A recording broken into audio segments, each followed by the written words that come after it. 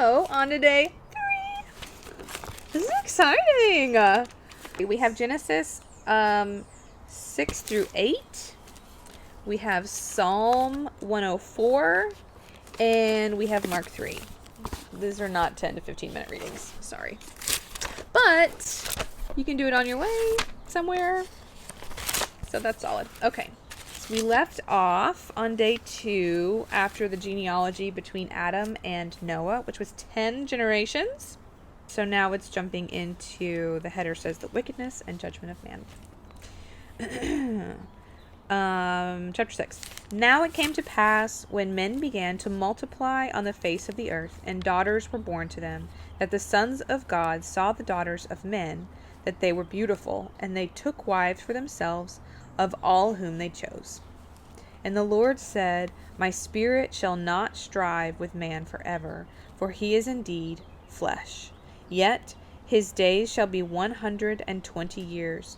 There were giants on the earth in those days, and also afterward, when the sons of God came in to the daughters of man, and they bore children to them.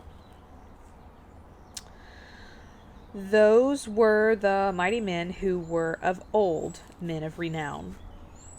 Then the Lord saw that the wickedness of man was great in the earth, and that every intent of the thoughts of his heart was only evil continually. Whew. And the Lord was sorry that he had made man on the earth, and he was grieved in his heart. So the Lord said, I will destroy man whom I have created from the face of the earth, both man and beast, creeping thing and birds of the air. For I am sorry that I have made them. But Noah found grace in the eyes of God. This is the genealogy of Noah. Noah was a just man, perfect in his generations. Whew. Noah walked with God, and Noah begot 3 sons, Shem, Ham, and Japheth. The earth also was corrupt before God, and the earth was filled with violence. So God looked upon the earth, and indeed it was corrupt, for all flesh had corrupted their way on the earth. And God said to Noah, The end of all flesh has come before me, and the earth is filled with violence through them. And behold, I will destroy them with the earth. Make yourself an ark of gopher wood, and make rooms in the ark, and cover it inside and outside with pitch. And this is how you shall make it. The length of the ark shall be 300 cubits, its width 50 cubits, and its height 30 cubits. You shall make a window for the ark, and you shall finish it to a cubit from above. Well, that's interesting. And set the door of the ark in its side. You shall make it with lower, second, and third decks. And behold, I myself am bringing flood waters on the earth, to destroy from under heaven all flesh in which is the breath of life. Everything that is on the earth shall die, but I will establish my covenant with you, and you shall go into the ark, you and your sons, your wife, and your sons' wives with you. And of every living thing, of all flesh, you shall bring 2 of every sort into the ark, to keep them alive with you. They shall be male and female, of the birds after their kind, of animals after their kind, and of every creeping thing of the earth after its kind. 2 of every kind will come to you to keep them alive. And you shall take for yourself of all food that is eaten, and you shall gather it to yourself, and it shall be food for you and for them. Whoa, it's a lot of food. Thus Noah did according to all that God commanded him. So he did. Then the Lord said to Noah, Come into the ark, and you and your household, because I have come into the ark, you and your household, because I have seen that you are righteous before me in this generation. You shall take with you 7 each of every clean animal.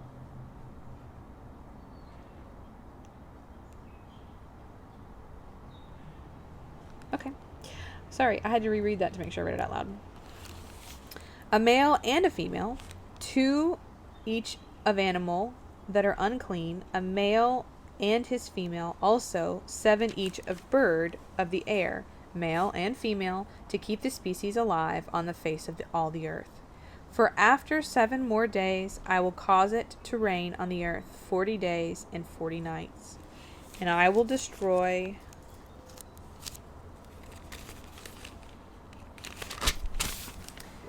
the face of the earth. And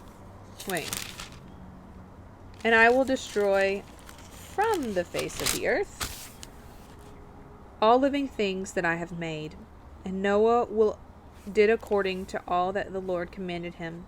Noah was 600 years old when the flood waters were on the earth. Shoo! So Noah with his sons, his wife, and his sons' wives went into the ark because of the waters of the flood. Of clean animals, of animals that are unclean, of birds, and of everything that creeps on the earth. 2 by 2 they went into the ark to Noah, male and female, as God had commanded Noah. And it came to pass after 7 days that the waters of the flood were on the earth. In the 600th year of Noah's life, in the 2nd month, and the 17th day of the month, on that day all of the fountains of the great deep were broken up, and the windows of heaven were opened, and the rain was on the earth 40 days and 40 nights. Wow. I'm like visualizing that.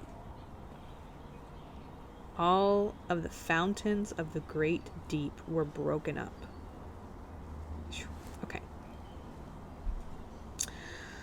On the very same day, Noah and Noah's sons, Shem, Ham, and Japheth, and Noah's wife, and the 3 wives of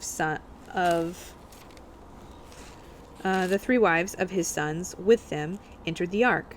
They and every beast after its kind, all cattle after their kind, every creeping thing that creeps on the earth after its kind, and every bird after its kind, every bird of every sort. And they went into the ark to Noah, 2 by 2 of all flesh in which is the breath of life. So those that entered, male and female of all flesh, went in as God had commanded him, and the Lord shut him in. Now the flood was on the earth for 40 days. The waters increased and lifted up the ark, and it rose high above the earth. The waters prevailed and greatly increased on the earth, and the ark moved about on the surface of the waters, and the waters prevailed exceedingly on the earth. And all of the high hills under the whole heaven were covered. The waters prevailed 15 cubits upward, and the mountains were covered. And all flesh died and moved on the earth. I wonder, 15 cubits. Maybe I'll try and figure out size comparison for that. Okay. And all the flesh died that moved on the earth, birds and cattle and beasts and every creeping thing that creeps on the earth, and every man, all in whose nostrils was the breath of the spirit of life. All that was on the dry land died. So he destroyed all living things which were on the face of the ground, both man and cattle, creeping thing and bird of the air. They were destroyed from the earth. Only Noah and those who were with him in the ark remained alive, and the waters prevailed on the earth 150 days. I hear a baby crying. I think... we still have a whole other chapter. Okay. I'm going to pause and resume. This is day 3. I'll just try and resume with a baby. We'll see how that goes. We are back. We left off, we're starting in chapter 8. of Genesis, which on day 3. So I'm just gonna pick up there. By the way, I want to apologize. There's gonna be toys in the background of this one. That's okay. We're gonna make it happen. We may also be interrupted by somebody climbing, like scaling the little situation that's holding the camera. So we'll just do our best. If we have to revisit it, we will. He is grinning ear to ear to me right now. Okay, here we go. Chapter 8. God remembered Noah and every living thing and all the animals and that were with him in the ark. And God made a wind to pass over the earth, and the waters subsided.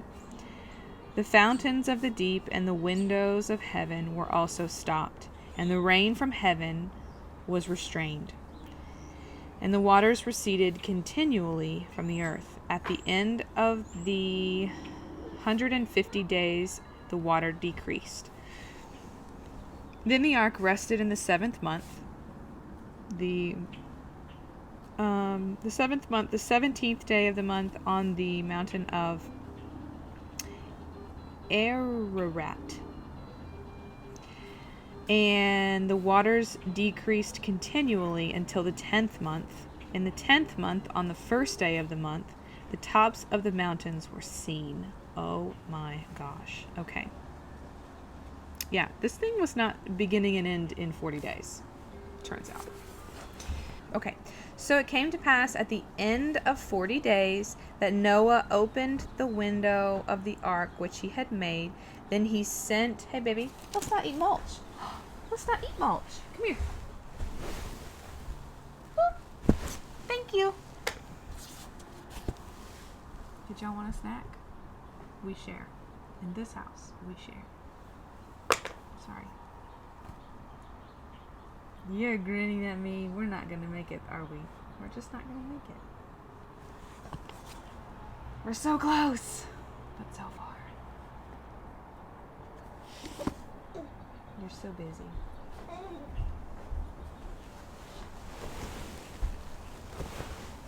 Alright, I'm going to go for it. If I have to re-record, I will. Okay. Bum-ba-da-dum. Then he sent out a raven, which kept going to and from until the waters had dried up from the earth. He also sent out from himself a dove to see if the waters had receded from the face of the ground. But the dove found no resting place for the sole of her foot, and she returned to the ark to him, for the waters were on the face of the whole earth. So he put out his hand and took her and drew her into the ark to himself. And he waited yet another 7 days, and again he sent the dove out from the ark. Then the dove came to him in the evening, and behold, a freshly plucked olive leaf was in her mouth. And Noah knew that the waters had receded from the earth. So he waited yet another 7 days, and sent out the dove, which did not return again to him any more. This reminds me of quarantine. In a boat with your family, sending out doves of hope, wanting to come out. Just saying. Just saying.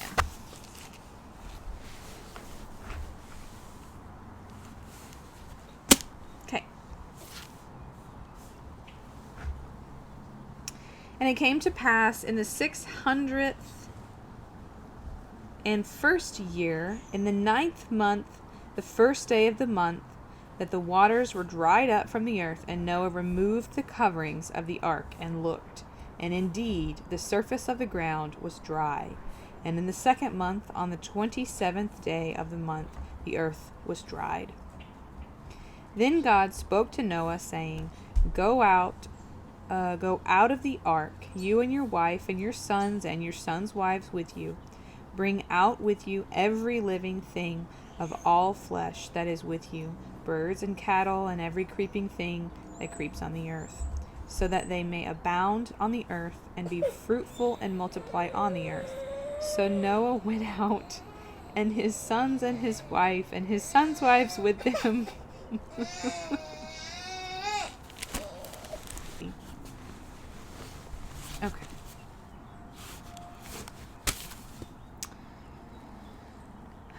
Every animal and every creeping thing, every bird and whatever creeps on the earth according to their families went out of the ark. Then Noah built an altar to the Lord and took every clean animal and every clean bird and offered burnt offerings on the altar. And the Lord smelled a soothing aroma. Then the Lord said in his heart, I will never again curse the ground for man's sake, although the imagination of man's heart is evil from his youth, nor will I again destroy every living thing as I have done. While the earth remains, seed time and harvest, cold and heat, winter and summer, and day and night shall not cease. So then our day 3 psalm reading is 104. Bless the Lord, O my soul. That's a plane. Okay, we're just going to keep going. Bless the Lord, O my soul. O Lord, my God, you are very great. You are clothed with honor and majesty, who cover yourself with light as with a garment, who stretch out the heavens like a curtain. He lays the beams of his upper chamber in the waters, who makes the clouds his chariot, who walks on the wings of the wind, who makes his angels spirits, his ministers a flame of fire. You who laid the foundations of the earth so that it should not be moved forever, you covered it with the deep as with a garment. The waters stood above the mountains. At your rebuke they fled. At the voice of your thunder they hastened away. They went up over the mountains, they went down into the valleys, to the place which you founded for them. You have set a boundary that they may not pass over, that they may not return to cover the earth. He sends the springs into the valleys, they flow among the hills. They give drink to every beast of the field. The wild donkeys quench their thirst. By them the birds of the heavens have their home. They sing among the branches. He waters the hills from his upper chambers. The earth is satisfied with the fruit of your works. He causes the grass to grow for the cattle and the vegetation for the service of man, that he may bring forth food from the earth, and wine that makes glad the heart of man, oil to make his face shine, and bread which strengthens a man's heart. The trees of the Lord are full of sap, the cedars of Lebanon, which he planted, where the birds make their nests. The stork has her home on the fir trees. The high hills are for the wild goats. The cliffs are a refuge for the rock badgers. He appointed the moon for seasons. The sun knows its going down. You make darkness, and it is night, in which all beasts of the forest creep about. The young lions roar after their prey and seek their food from God. When the sun rises, they gather together and lie down in their dens. Man goes out to his work and to his labor until the evening. O Lord, how manifold are your works! In wisdom you have made them all. The earth is full of your possessions, this great and wide sea in which are innumerable teeming things. Living things both small and great. There ships sail about. There the ships sail about. There is the Leviathan, which you have made to play there. I wonder what that is. These all wait for you, that you may give them their food in due season. What you give them they gather in. You open your hand and they are filled with good. You hide your face and they are troubled. You take away their breath and they die and return to their dust. You send forth your spirit, they are created, and you renew the face of the earth. May the glory of the Lord endure forever. May the Lord rejoice in his works. He looks on the earth and it trembles. He touches the earth and they smoke.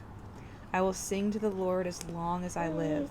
I will sing praises to God while I have my being. May my meditation be sweet to him. I will be glad in the Lord, and may sinners be consumed from the earth, and the wicked be no more. Bless the Lord, O my soul. Praise the Lord. Gosh, y'all, the Psalms are just so good. Okay. Mark chapter 3. We are picking up. So the end of chapter 2 was Pharisees were questioning why his disciples were picking grains of wheat, I think it was, to eat on a Sabbath, on a, I don't know if it was a Sunday or not, but it was a Sabbath. And it is my understanding that, and we will know this hopefully as we go through the law, but it's my understanding that you literally could not do anything, any work for any reason on Sabbath. So whatever you had to do to feed yourself the next day, you got to do it the day before. Even like picking a grain of wheat was unacceptable, which was the law given to the people from God. So as far as the Pharisees were concerned, this is God's law being broken by supposedly God's disciples, or Jesus' disciple who was claiming he was God. So anyways, Jesus says Sabbath was made for man and not was made for man and not man for the Sabbath. Therefore the Son of Man is also Lord of the Sabbath. So that's where we left off on day 2. So this is chapter 3 in Mark. It says healing on the Sabbath. And he entered the synagogue again, and a man was there who had a withered hand. So they watched him closely, whether he would heal him on the Sabbath, so that they might accuse him. And he said to the man who had the withered hand, "Step forward." Then he said to them, "It is lawful on the Sabbath. Is it lawful on the Sabbath to do good or to do evil, to save life or to kill?" But they kept silent. And when he had looked around at them with anger, being grieved by the hardness in their hearts, he said to the man, "Stretch out your hand." And he stretched it out, and his hand was restored as whole as the other. Then the Pharisees went out and immediately plotted with the Herodians against him, how they might destroy him. Shoo! Oh, okay. Not commenting. Okay. But Jesus withdrew his disciples to the sea, and a great multitude from Galilee followed him, and from Judea and Jerusalem and Idumea. Very much think that was the wrong pronunciation. And beyond the Jordan, and those from Tyre and Sidon, and great multitude, when they heard how many things he was doing, they came to see him. So he told his disciples that a small boat should be kept ready for him because of the multitude, lest they should crush him. For he healed many, so that as many as had afflictions pressed about him to touch him. And the unclean spirits, whenever they saw him, fell down before him and cried out, saying, "You are the Son of God." But he sternly warned them that they should not make him known. And he went up on the mountain and called to him those he himself wanted, and they came to him. Then he appointed 12, that they might be with him, and that he might send them out to preach, and to have power to heal sickness and to cast out demons.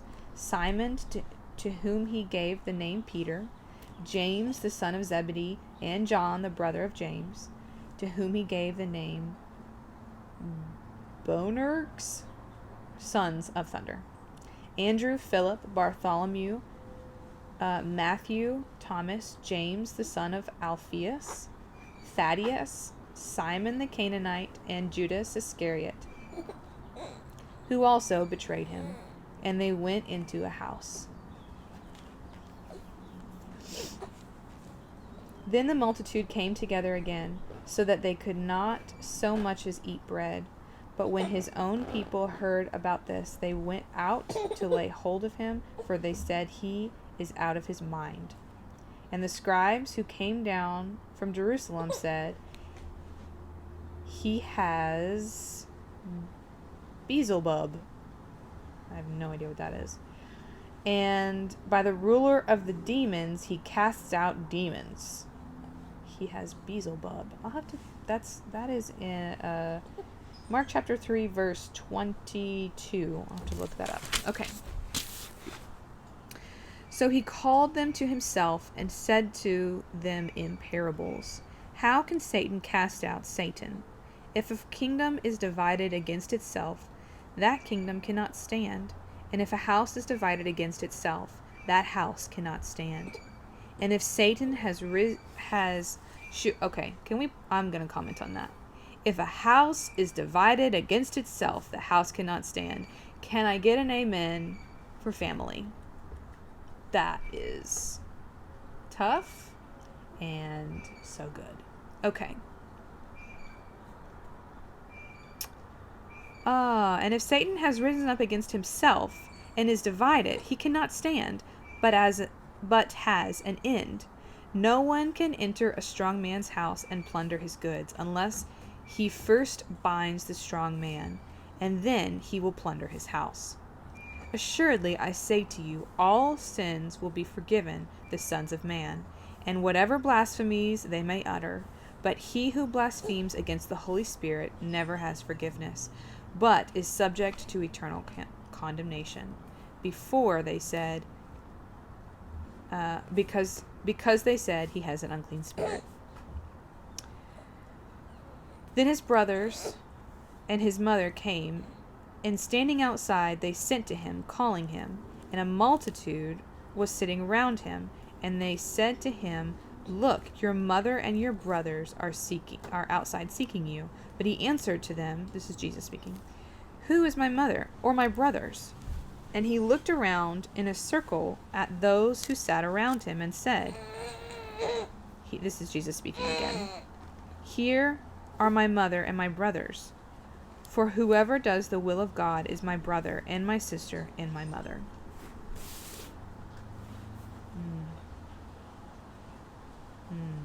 Okay. That is day 3. That's the end of day 3. I really wish I could keep going, but I've got a grunter down here. Such is life, right? Okay. Thanks, y'all.